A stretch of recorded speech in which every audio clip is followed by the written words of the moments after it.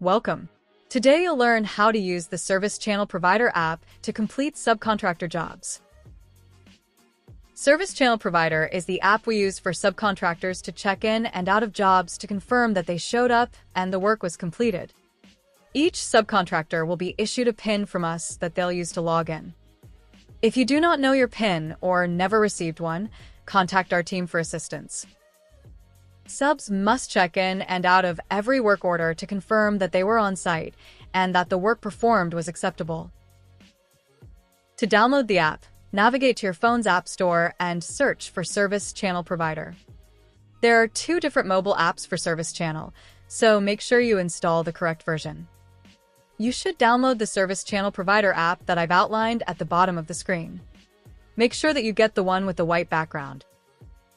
After installing the app, it's a good idea to try logging in with your PIN to confirm that everything is working properly. Once you open the Service Channel Provider app, you'll be taken to the login screen. You do not need a username and password to log into Service Channel Provider. All you need is your PIN. Hit the PIN button at the bottom of the screen. Then enter your PIN number and hit Login. After logging in, you'll be directed to your work order screen that displays your assigned work orders. If the work order screen appears empty, you can use the search button in the top right to search for your job by work order number.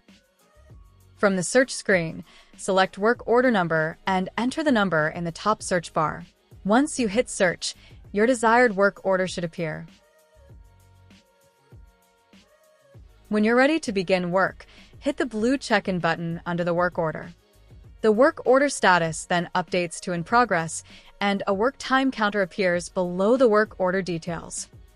The check-in button will then turn into a red checkout button that you will hit once work is finished.